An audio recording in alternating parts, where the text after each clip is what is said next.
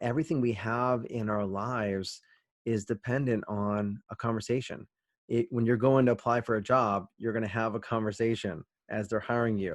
When you're going on a date, if you're looking to get in a relationship, you're going to have a series of conversations. If you want to shape your children, you're going to have a ton of conversations with them as well to keep them in a positive direction in life. And so preparation is important.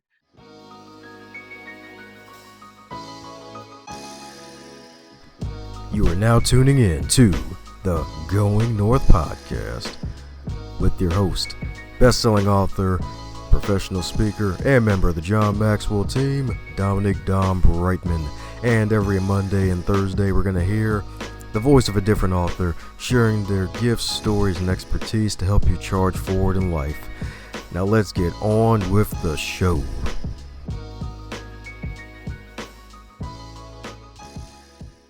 And today on the Going North podcast, we bring you some fabulous humans from across the globe. Today is no different because we got one heck of a guest for you today, my friends. One heck of a guest for you today. My goodness. This guy right here, my man, is a legend in the making. I said jokingly, but seriously earlier, because a man is on a mission, baby, to help folks become the best versions of themselves ever, especially in areas of leadership and communication. And this guy himself is a communication expert because he's an NLP practitioner and he's certified master trainer of it. So my man's a black belt in NLP, as well as a fellow podcast host and leadership consultant. And you can check out all of his wonderful wares, including your favorite puppy, on his wonderful website. So let's give it up for Mr. JR himself, Mr. John Ryan. How you doing today, sir? Doing very well. Thank you so much, Dominique, for having me here on the Going North podcast. I've been looking forward to it for quite some time. It's an honor to be here, my friend. Hey, man, the pleasure's all mine. As one of my favorite video game characters, Big Smoke, likes to say, it's time to return the favor, baby. That's right. Big Smoke. I'm not sure who Big Smoke is, actually. I may be out of the video game loop.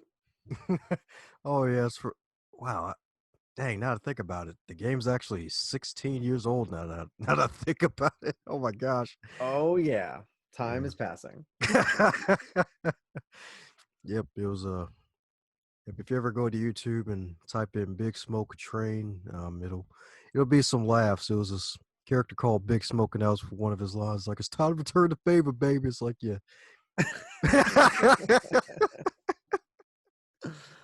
Awesome. Well, thank you very much for having me on the show.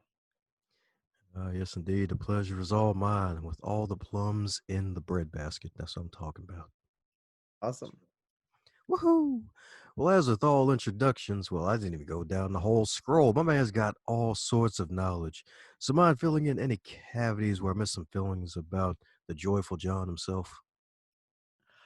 Well, I mean, it really depends on, where you want to go. I've been in the biz for a while, really started in personal growth and development in the training development industry in 1996. So I've been around the block on the business side, the therapy side, hypnosis side, NLP side, coaching side, speaking side. So I try to have done it all because you never know what someone's going to need. I think that's what it comes down to. But in the end, the main theme has always been, as you said, helping people to really be the best version of themselves they can be. That's what I'm talking about right there. That's what I'm talking about in there. And what I love about you is that your nice, easy going style of just really how you carry yourself all together, because you got this chill voice and everything, and you keep it at a nice, even keel level. And it's actually one of the first folks on this podcast actually certified in NLP, the neuro linguistic programming, which is actually, it's not totally new to me, but for those who may not be familiar with that, mind telling us a bit about NLP and what got you into it? Yeah, I would love to. Love to. NLP has been a major part of my life. In fact, that was my first introduction. When we first talked, we talked about, your journey in Toastmasters and John Maxwell and going through all those trainings. My first training in 1996 was with Tony Robbins.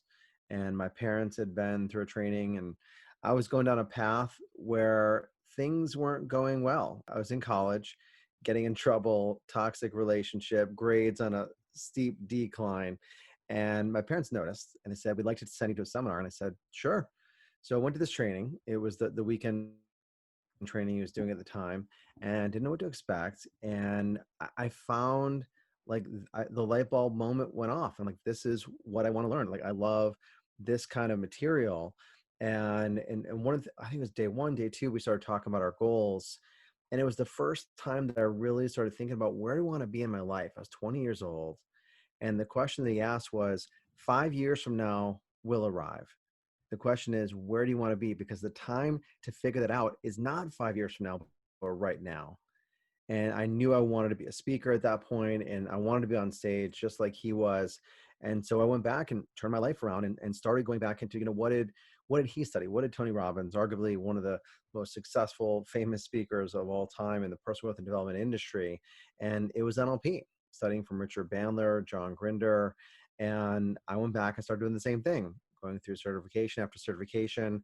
And all in all, it took me 20 years to get the designation of certified master trainer, as you said. I think there's less than 50 of us on the planet right now. So that was a 20-year goal, and that's what kind of got me into it. And I fell in love with it because it really is a technology that helps us to identify, where are we now, where do we want to be, what's holding us back, and how to get rid of those blockages spiritually, mentally, emotionally, and physically, so that we can be in alignment and maximize our chance of achieving that dream that we have for ourselves. That's what I'm talking about right there. Because it's so true, especially about Tony and the NLP, because it's amazing what he's created over these past few decades, and heck, still going strong and still doing it. Even with the touch of raspiness, my man is still going on all cylinders. Yes, yes. I think he will admit that he's, I think, destroyed his voice or lost his voice or blown out his voice, whatever the term is, at least 3 times the last time I heard. And it's been a while since I've been seen him in action. But he, works with vocal coaches, and he does what NLP teaches, which is modeling, which is like what you did with John Maxwell, is finding models of excellence and studying their behaviors and figuring out what they do, figuring out their recipe and applying it. And he works with Roger Love and other folks like that to help him kind of get his voice back. So he's done an incredible job with that. And his voice, that raspiness, actually has become an anchor, a trigger, for lack of a better term, that if you like him and you like his message, the moment you hear that voice, it gets you right back into that state, which is a pretty cool anchor in and of itself. Ah, heck yes, indeed. And if not mistaken, I believe that's an advanced technique in giving presentations, especially pre-COVID, when you had a nice stage anchor too, so that way you remember a certain place where you wanted to impart a powerful point in your message. Yeah, anchoring, if you really think about it, so let's kind of define anchoring for a moment. And anchoring is really just a stimulus and response. So a conditioned response. Advertisers use anchoring. Every time you see a logo on a commercial and you hear a jingle, that gets into our unconscious or subconscious mind, and we have an association to it. So I think what you're referring to in a presentation is getting to a certain location on the stage when you're telling a specific story. So maybe if I look at it from left to right, from on stage, stay left, stage right, on the right hand side, I might designate that as the past, and the left hand side is the future from my perspective on stage. And so anytime I'm talking about things I've done in the past, I'm going to go stand in that location. Well, the more I do it, the more, at least unconsciously, you recognize that that is the past. When I'm pointing to that, I'm standing there, that I'm connecting with something that's past based. And when I'm talking about goals and creating your future, I might be on the other side, and maybe the present is in the middle, which is one of the things that we teach in our advanced NLP trainings. And how do we anchor specific spots on the stage for specific ideas? That's a conceptual one. You can also do the same thing for emotions. You actually do it. You started, I think you did a woohoo. That's a Dom Brightman anchor, isn't it? Right? You can say Yeah. that. So, every time I hear that, I think, oh, that's Dom and in his genius, doing his thing and having a great time. So that is an auditory anchor, while being on stage is more of a spatial anchor, because you're anchoring in space. That's right. And not just in Mars either. That's what I'm talking about. Not yet. Not yet. We haven't gotten that far in our space pursuit yet to be able to qualify anchoring Mars. Maybe someday we can all have dreams. Yes, indeed. Yes, indeed. Yep, Mars is one. Mars probably wonder like, ah, crap, not the humans. Don't let them here. I'll see what they're doing to the Earth. Don't come here. You know, we might have to quarantine for at least 14 days when we go to Mars. So we'll see what is going to be required when we get there. That's so true. And speaking of requirements, I was like going through your blog, and one of the most interesting pieces that really stood out to me is your preparation about how one of your mentors mentions how you should try to memorize the first 10 minutes of every presentation you plan to deliver. Oh yeah, yeah. That makes sense that you'd pick up on that, being the DTM that you are, and the presentation aspect. I think communication is so important, and there's really two types. There's prepared type, and there's also the impromptu, like we're having right here. It's unscripted. We're going back and forth and having a banter, and you have to have that intention in mind. When you have a presentation, or let's go even bigger picture, not just a scheduled presentation, but maybe even a key conversation, as I would say, an important conversation that you're going to have with your spouse, your kid, your boss, colleague, or employee, or even a customer. When you have an important conversation, something that has significant consequences, it makes sense to do some preparation. In the case of a presentation, yeah, my coach guided me, said, what you really want to do, because people feel the most nervous at the beginning, is memorize at least the very first 10 minutes of that presentation. Because no matter what nerves you have, what's going on that day, when you get up in front of that crowd, you go into like an automatic mode. You go unconscious, and all your preparation comes out. It might not be perfect, and that's okay. It's not about perfection.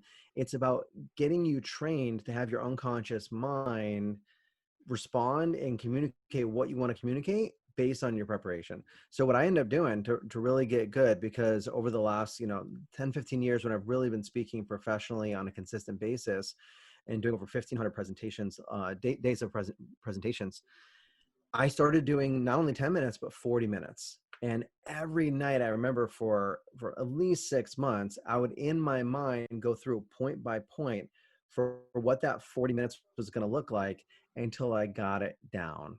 And I still probably could do it in my head if a push comes to shove.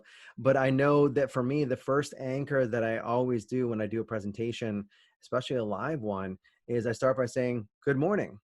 And no matter what they say, I say, oh, we can do better than that. Good morning.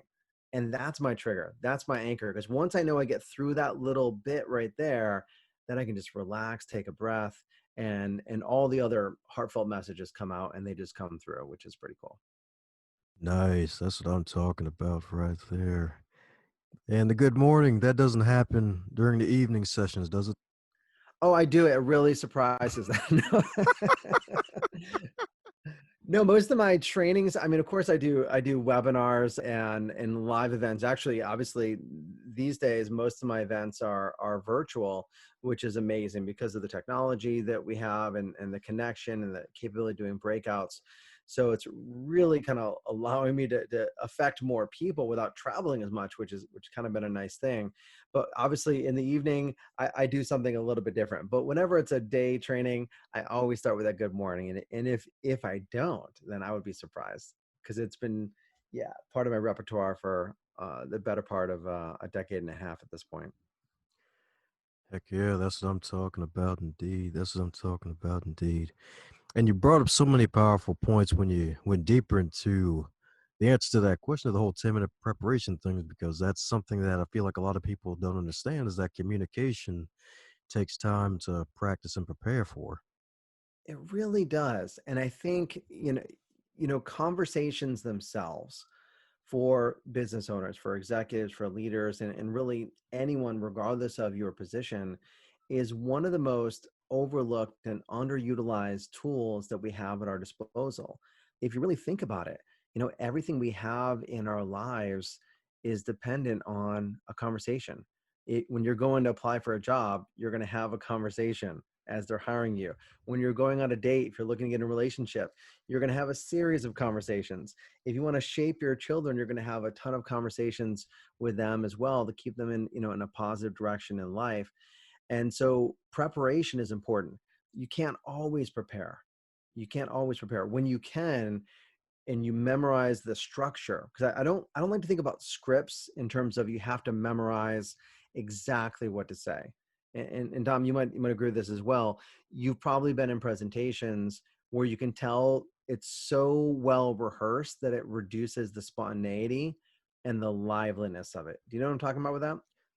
Oh heck yeah, you can tell it's like, my God, like this ain't full theater, man. Yeah, if I wanted to just listen to a script, I would buy your CD or I'd watch a video of you doing it. I want to be here live and have engagement. So preparation goes a long way, but in the end, it's scripted intention. The Mhm. goal is to have enough preparation and enough awareness of who you are and what you want to communicate that you can pivot and you can adjust what you're saying based on the audience in front of you, whether it's your kid, your spouse, the person you're dating, your boss, your colleague, whoever, because you're going to adjust it. You're going to look at that person in front of you. And in NLP, the term is calibrate. Calibrate means to notice their physiology, notice their head. Are they nodding their head up and down? Are they agreeing with you? Mm-hmm. Are they crossing their arms? Now, that doesn't necessarily mean that they're closing down, that they're feeling objections, but it's one of many clues that could be that something is shifting within inside that person. So by watching in, you can pivot, you can change until you get that response you're looking for. And that makes for a much more dynamic and effective conversation, let alone presentation, than just running through a script. Heck, you can say that again, especially when authentic has become such a buzzword nowadays, and folks want that now more than ever. Maybe we need to add genuine as a buzzword as a substitute or a synonym for all the nonsense that folks are tired of hearing. And heck, even it's so darn true, it's like, hey, be scripted with your intentions, but not with your whole entire presentation. Isn't that the truth though? Right. So, authentic, genuine, we could define them and maybe there's an overlap for many people. But when you have that intention, it doesn't even matter if you say it right. Do you know what I mean? Like it still comes across. I remember there was one summer training, and the longest training that we do is like a 3 week long intensive training on presentations. And this was at a 2 week training. And when I speak, I just go for it. I get excited, I get passionate, and I know it's going to come out in the best way possible, but it doesn't always come out in the perfect way possible. I know that's not even proper English, but it doesn't really matter because you guys are getting what I'm talking about. And I started apparently making up words, and which I tend to do from time to time, but people started taking note and they called them Johnisms. And I Yes. just was making, they had like a list of 10 to 15 words that they were going to add into their own vocabulary because I thought it was such a fun thing that just spontaneously generated new vocabulary. So, but that doesn't matter because it's the energy that you're communicating and the idea that comes across rather than the words. Because you've heard the idea that what we say is not as important as how we say it. And Oh, that's really what's yes. going on. Yeah. Oh, yes, indeed. Yes, indeed. That's when, if I had an organ, I'd play it right there for that one because it's so darn true. Yeah. We should get you a sound effect machine. That might be helpful too. Heck yeah. That's going to be the next level for this podcast. It's like, oh, crap. I got to deal with Dom's puns, bad jokes, and soundboard. And No. sound effects and sound effects. If your listeners start having challenges, they can come to me and we can do some release work on it. I'd be happy to help out. Sweet. Oh, man. That's what I'm talking about, indeed. That's what I'm talking about. That's what I'm talking about. So strategic intention and being intentional and just all of those anchors, so much power. So do you prepare your closings in mind, at least from the presentation on stage perspective? At this point, what I do is vastly different from what I did, if that makes sense. So when you first start out, I think there's different phases of how this works. And Brian Tracy, and I think it's Brian Tracy, and please forgive me if it's not Brian Tracy from Source, but I've been crediting him for a long time. Where he said, really, for any presentation, there's three presentations that you're going to give. There's that exist. There's one that you want to give. There's one that you actually give, and the one that you wish you gave. So right now, the one that I want to give and the one that I actually give are much closer than they were 15 years ago, if that makes sense. So I would work and I practice, and I would spend months, many times, working on, an hour and a half segment, making sure that it was dialed in as best as it possibly can be. My preparation has gone down significantly because I know what it is that I teach. I've taught it so many times. I have it inside of me. I installed it inside of my neurology. So if I have new information I want to share, let's say we have a brainstorm, we want to talk about, what's the best way to give feedback, or what's the best way to get engagement or buy-in.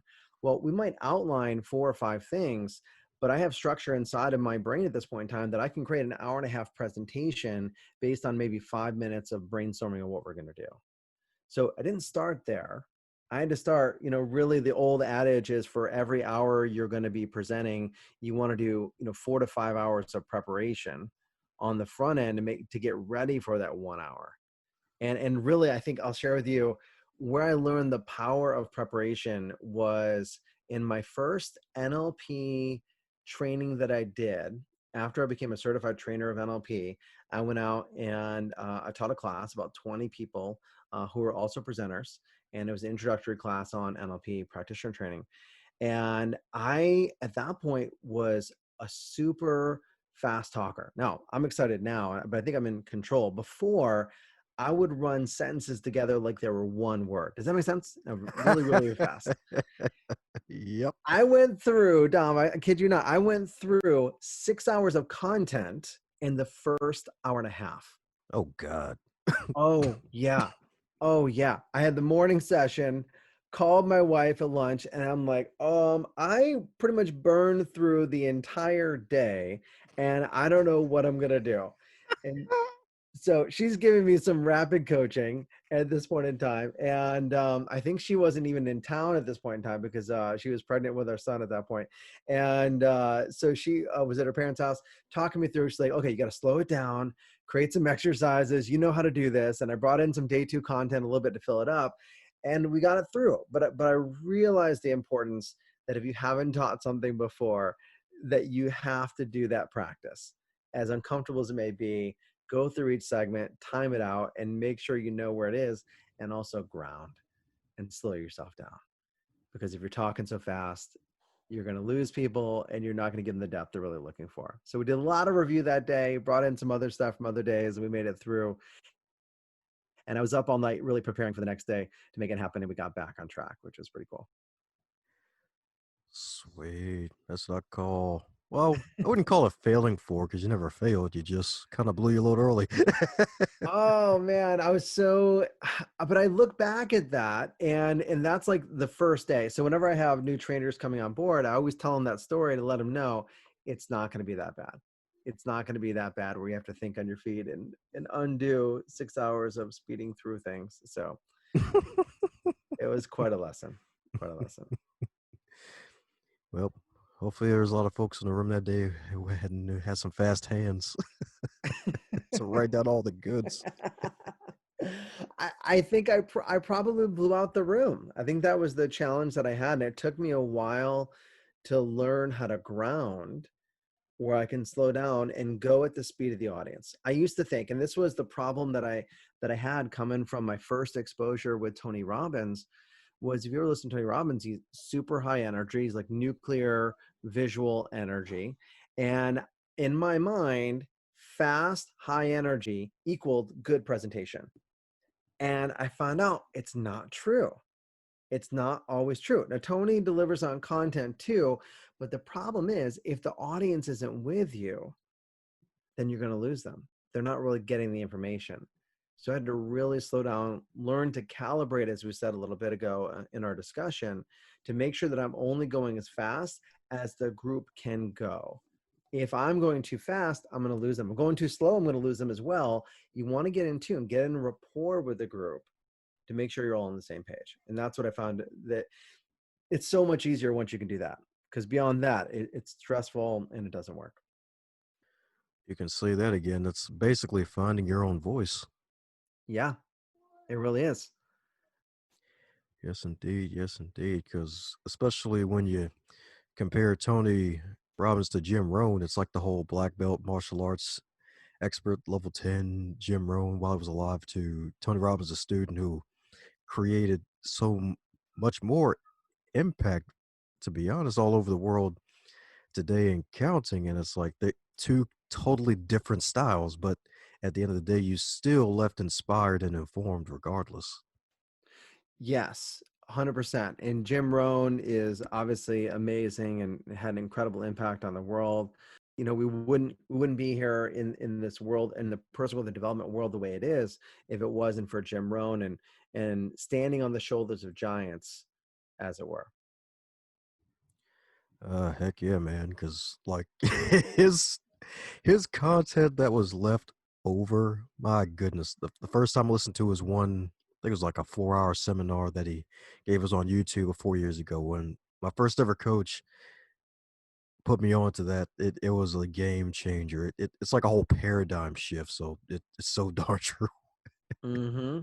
Yes, such great wisdom. Love reading his quotes and his work for sure. Woohoo! Well, and speaking of wisdom, you have some of your own. So, with all of this years of really delivering these high level keynotes and trainings and presentations and continuously mastering your craft, what's probably your routine to really get you into that state? Because I know you have certain rituals that you do, heck, even certain playlists that you do that heck even found interesting is that both you and your wife sometimes actually have the same playlist of songs to get you both in a certain state of mind. You know, music is an important part of life in general for many people, you know, not all, of course. For me, I've played at this point, you know, guitar. Actually started playing guitar when I was 13, 14. And so, but 30 years of playing guitar. So I've always loved music as part of, you know, it's the soundtrack of life, as they say. And when I first started out, it was about those anchors, like thinking back to that term, it's about creating triggers and routines to get me into the right state. But it's not really part of my routine anymore. It's strange. I don't want to necessarily be pumped up and listen to music ahead of time. Instead, what I do is what I think is important for a lot of leaders out there is I connect with the vision. I connect with the purpose and why am I doing this virtual training? Why am I doing this keynote? Why am I doing this webinar? Why am I doing this podcast? And what I do is I start with that vision first. So what do I want the audience to know, to experience, to feel, to understand first? And what's it going to do for them? So I like to visualize people that I've impacted in a training, a webinar, a course, something like that, as I'm creating it, so I can speak to that one person and think about what is the best information for me to share to impact them in a positive way. Now, obviously I can't do that for them. It's just giving that information, that tool that they can then go and use in their life. And I'm happy to support people if necessary, but that's not what I can do in this vehicle, for example. So I'm sharing the information best I possibly can based on that, and they get to run with it. So I start with that picture. What's the vision, like leaders have to do? Because without a vision, people perish. We got to have that vision. If you don't have that vision, you're not going to be able to inspire others to join you on that path. We can't be the leaders that we really want to be. Because I think leadership really comes down to three primary directives. The first one, really all three together, it's develop, empower, and lead. Develop yourself. You got to start by leading yourself, getting congruent spiritually, mentally, emotionally, physically, getting rid of belief issues, negative beliefs, baggage, emotions, fears, managing your mindset. Then, as you do that, you're in a better position to empower others by being a great communicator, being persuasive, and really engaging people to want to buy into that vision that we talked about, and then leading them on the way. Not leading in terms of like telling people where to go, but walking with them and get them to look towards that future that they want to create. Because if you can do that, if you can develop, empower, and lead, then you can really create the results you want through that team that you have. That's what I'm talking about, indeed. That's what I'm talking about, indeed. And heck, even the beautiful thing about vision, it's really all mental, to be honest, because you can still have sight and not see anything for your life in the future. So true. True. You can look without seeing, and seeing is important because we actually see with our mind. If you think about it, this is interesting. One of our students, she is I want to share a rehabilitative optometrist, and she shared with me, it's such a cool thing, is that the eyes, it's such a weird thing too, the eyes are the only part of your brain that are outside of your body. That the eyes actually are part of your body, your brain, out of your brain. Did I say that right? Yeah. The eyes are actually part of your brain, and they're the only part of your brain that are actually outside of your body. So they're really a brain organ. So seeing itself is not actually a function of the eyes, it's a function of the brain. So what that means for us is that you actually can't see things outside of yourself unless they're already inside of you. Hmm. Does that make sense? That makes sense indeed. And heck, I never even thought of it that way because it's so darn true because the eyes transfers light and images to the brain. Exactly. We observe the light comes in through the retina, it actually gets flipped. So the world that we're seeing right now is actually upside down in the brain, but it doesn't make sense in the reality that we live in. So our brain conveniently just flips it around. Now, how does this relate to, us as leaders, us as speakers, as coaches, therapists, consultants, business owners, whatever roles that you have, parents, children in that matter as well? How does it relate to us? That if you want to change what you see around you, you got to start by changing yourself. If you want to see a different world, you got to change yourself first, because perception is reality, and you never see reality, you only see a fraction of it. What we're able to see is really determined by what our brain pays attention to. Oh, man. Yes, indeed. That was a mic drop moment right there, baby. Pipe bomb right there, baby. That's what I'm talking about. That's what I'm You definitely need some sound effects. talking. All right. Looks like I found my new birthday gift to myself in the coming months. All right. This Nice. is Nice. good. We can edit it in post, man. We'll edit it in. Yes, indeed. Yes, indeed. And that is so true. I guess it goes to the classic phrase of as a man thinketh, so is he. It's like you got to make sure you put your brain around the right things. You got to make sure you're not only around the right people in the right environment and making sure that's really what you want to get out of life because some folks they stay in their environment because that's all they know, but there's so much more to know out there. 100%. We are, as we all heard before, we're the product of our environment. We're the average of people we spend the most time with. So if you want to change, like I think actually you said this when you were on the Key Conversation podcast, that you want to change your zip code, I believe is the term that you used. Oh yeah. Yes Yeah, indeed. change your zip code. If you move your zip code, what happens is you see people in a different space, and all of a sudden you're comparing yourself to a different bar. If you want to stay where you're at, then don't change your zip code. Stay exactly where you're at, and you'll be confirmed by the environment you are in, because you are a product of the environment, and the environment around you is also a product of you. So if you want to change your environment, start within. That'll force you to change your zip code, because if you change and you don't change your environment, only one of three things is going to happen. You're going to bring the environment up with you, it'll bring you back down to where you were before, or you'll have to find a new environment. That's just the way it is. That's right. That's right. Go for the highest point in that triangle John just dropped right there. That's right. That's right. Exactly. Yes, indeed. That's right. You got to raise the bar on yourself, baby. That's right. Not just in the gym either. Yes, indeed. Yes, indeed. Heck, And well, let's. get a spotter. Sometimes you need a spotter, especially when doing some heavy lifting. You can say that again. Try to bench press on your own. That could end badly. It's true, true. But let's put that metaphor into a context of development. I've had people message me on Facebook or LinkedIn, and they'll say, "Hey, I'm trying to get rid of my phobia on my own. Do you have any recommendations?" Or I'm trying to identify what limiting beliefs I have. It's hard to know, first of all, what your baggage is because it's your baggage.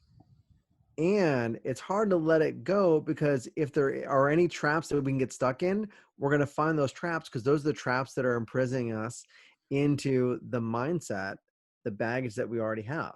So having someone out there to spot you and give you a push when you need a push is helpful, and to let you do it on your own when you can do it on your own as well. Equally important. Heck yeah, indeed. Heck yeah, indeed. Find your spotter. That's right. Find your spotter, That's right. Even if they're a puppy, find your spotter. even if they're a puppy. When you Yeah. mentioned the puppy on the website, were you talking about the breeds? Oh yeah, that too, especially. Did you take that quiz, by the way? Yeah, I was laughing my butt off. It's like, oh, I'm a Jack Russell. I can totally understand that. That's so cool. I'm actually really excited about that because I just released that last week, I think. In fact, Dom, if you don't mind me sharing about it, I can share about it a little bit if you're open to it. Oh, sure thing, man. Go ahead, because folks love puppies and dogs. Yeah, if you, in a way, it has nothing to do with dogs, but it does. It really does. In fact, where it comes from is, we all love profiles, right? We love, the Myers-Briggs profiles, the DISC profiles, the color codes, and there's, the Enneagram and other things that are out there, and they're all amazing tools. I know many people who love them, use them, swear by them, and they're great. They're typically based on the work of, William Marsden and Carl Jung. And the challenge that I've always had with it from a teaching perspective is to really get the good stuff and to really understand and utilize it on a day-to-day basis from a leadership perspective, conversation perspective, and a self-awareness perspective. It takes a lot of work. It takes a lot of work to get that awareness. And so I kind of just went big picture on it, and I created a quiz. It's called Lead Breeds. And if your listeners want to take a look at it, it's totally free. It's called leadbreeds.com, and it leads you right to the page where you can take the quiz, and you can find out which dog breed you are. And it's not, all the dog breeds. I've kind of limited it down to four main characteristics, in relation to people-centered, process-centered, introversion, extroversion, based on the work of Carl Jung and things like that. And then you'll get a free report, and you'll get insights into opportunities and also how to communicate with others to help them understand where you're coming from. Because not all dogs, yeah, anyone can bark orders, anyone can bark and share their information, but it doesn't mean it's going to be received by the other breeds. We tend to do really well with the breeds that we are the same category as, but not always as well with different breeds. And so that's a fun thing to do if you're looking to find out more about yourself and develop your team and understand different communication preferences. Check out leadbreeds.com. Oh, yeah, and it rhymes too. I know. I was so excited. I was like, I got to get the domain just for the quiz. That's all it Yes. is. That's the quiz. Yeah. But hey, man, it's definitely true. And it's a good thing that you're actually doing that from a different angle from different dog breeds. Because, funny enough, I think it was in a recent book we had a guest here, Dr. Benjamin Hardy, and he talks about how personality isn't permanent. And in his book, he noted a study about how on Facebook, like a majority of those opt in from ads that they had, I believe it was like 92% of them were from these quizzes, these personality quizzes, and they actually had to stop folks. They actually stopped folks with the personality tests to actually stop having those on Facebook because so many folks are opting into them and then enjoying them. It's like so darn easy, and folks just kind of want to put themselves in a different space and get closer to who they are, and at least find words to describe more of what they are, what they want to become. So it's great that you created that tool for folks to dive into. And his position was that personalities do change or do not change. I couldn't remember what you said. Oh, they do change, yeah. Yeah. Okay. Cool. Yeah, and everyone has their own perspective. So I mean, and I'm glad that he feels that way as well. That's how I feel. Some people get into the idea that these profiles are permanent and that they never change. And Dom, you may have it as well as many of your listeners have taken tests, Myers-Briggs or DISC profile or something like that. And at one point in your life, and then years later, that you're completely different. And that was true for me. When I was younger, I was much more, I would say in my style, Jack Russell, out there wanted to be, the life of the party type of thing. But I'm much more of another type, and I don't want to spoil the different breeds out there unless you take the test. But I realized I didn't need to be the spotlight. I actually am more of a service dog, if you will, rather than wanting to be in the limelight. I'm comfortable in the limelight. I still have that Jack Russell tendency, but I'm more of a service dog in that mindset, which is kind of cool. So the things do change for sure, and I'm glad that he feels the same way. That's right. Service dogs and limelight, baby. That's what I'm talking about. That's what I'm talking about right there. And funny enough, you actually do that through your awesome podcast, man. Key Conversations for Leaders, man. Yeah. Oh, it's so fun. I'm loving it. It's something I wanted to do for a long time and never had the chance because I'm training all the time. And my concern was consistency. Consistency is the key, as you know, to success. And I wanted um to do it, but I'm training so much. So finally, with the coronavirus, that the pandemic that we're experiencing right now, the week back, I got back from we're training in Hawaii, and I was like, you know what? I'm just going to do it. We don't know what the future is going to hold, but let's go and get this thing going. And so we launched that. And again, thank you so much for being a guest. We had a great time on our conversation. And it's really cool networking because I'm hearing from, so many different experts, including, behavioral scientists to professional speakers like yourself. And we had a mentalist come on, and a guy who specialized in storytelling, and another person in mindset and organizational change. And it's such a fun experience and different perspectives on really the same topic, which is being your best, being a leader, and improving our communication and improving our lives, which is really what it's about.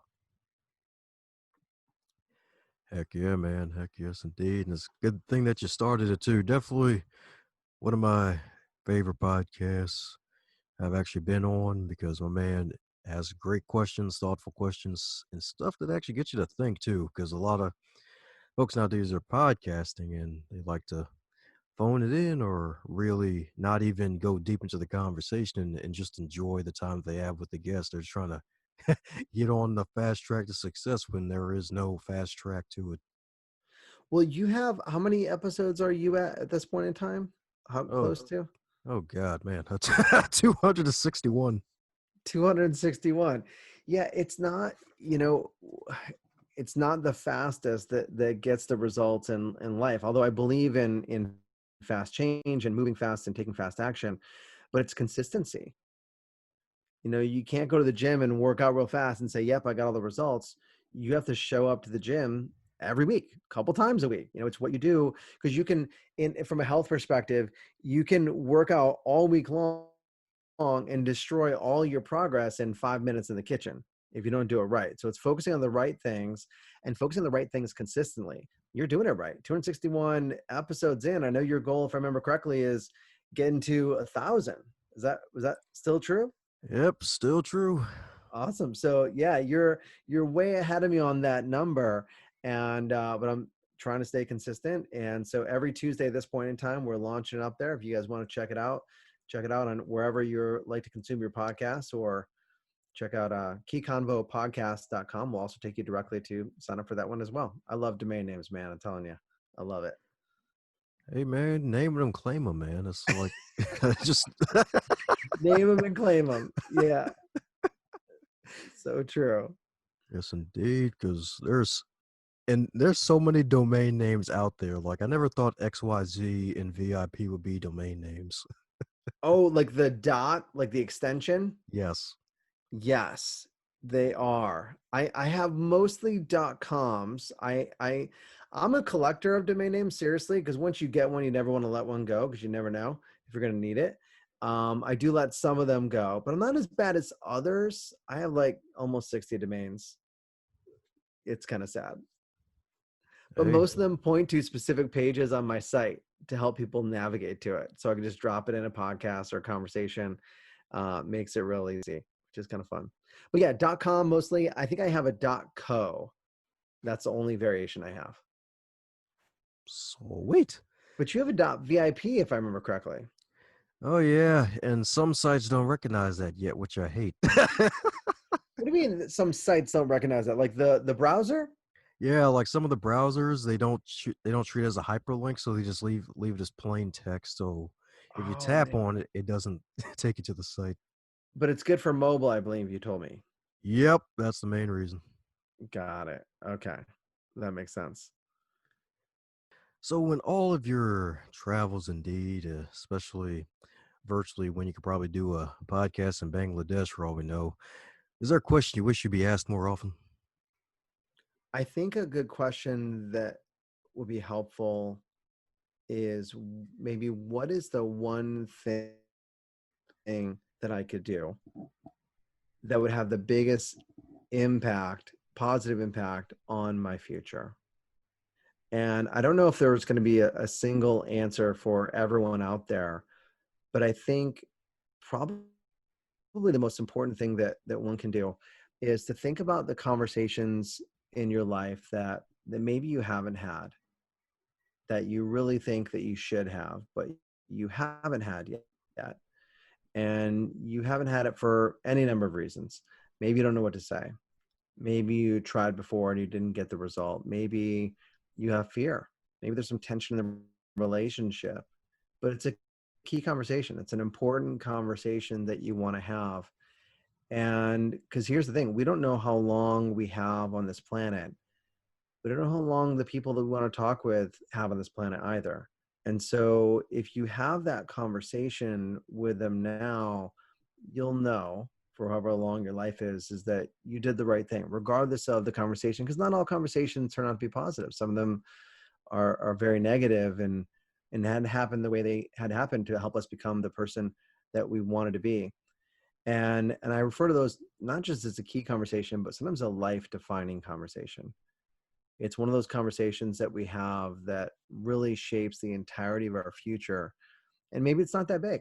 Maybe it's something you wanted to say to someone you never said before, and you just wanted to get it off your chest and kind of share that. But for others, it could be something as simple as reaching out to someone that you've lost touch with. Maybe there's something that you've always wanted to say to someone who said something hurtful to you and let them know how it impacted you.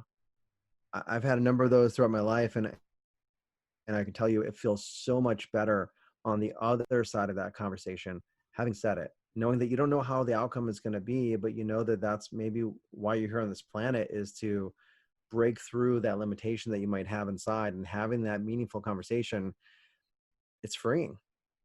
It's freeing and empowering. And I think if people can do that, they can find that one conversation that if they have this conversation will have the biggest significant impact on their life.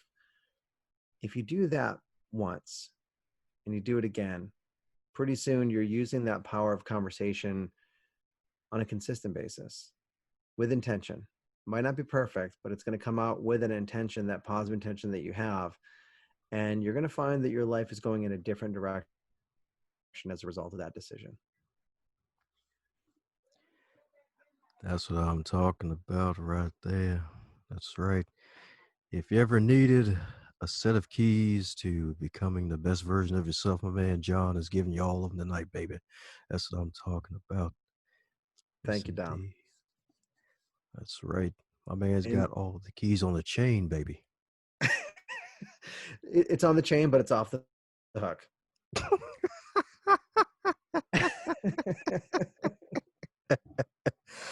That's right. Because that's how you get hooked, baby. That's right. You get hooked on There life you and go. self development. Totally. Woohoo!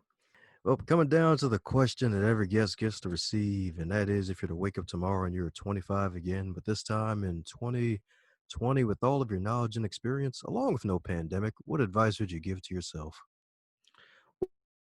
Well, first of all, I love that you qualified it along without the pandemic, because that changes everything. That's like the entire like focus that people have right now and like what to do in response to that. So let me go back and try to consider.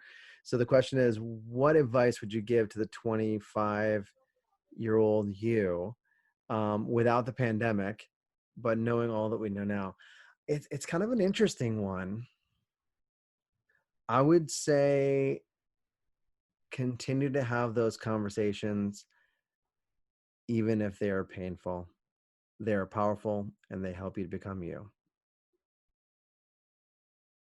I don't know if that's for anyone else out there, but I know that that would be a good one for me, for sure. Ah, yes, indeed. Yes, indeed. The power just keeps flowing, baby. That's right. The power just keeps on flowing because it's so darn true, especially the painful conversations, the ones that we tend to avoid. We all got to deal with them if we were really want to live at a higher level. We absolutely do. That's where it's at. The power is in the conversation. It's not even always the result of the conversation, it's the fact that you found the courage to have it. That's where the growth comes. Sweet. That's right. That's right, folks. So you too can become the best tree ever with all the growth if you have good conversations with folks, painful or not. Exactly.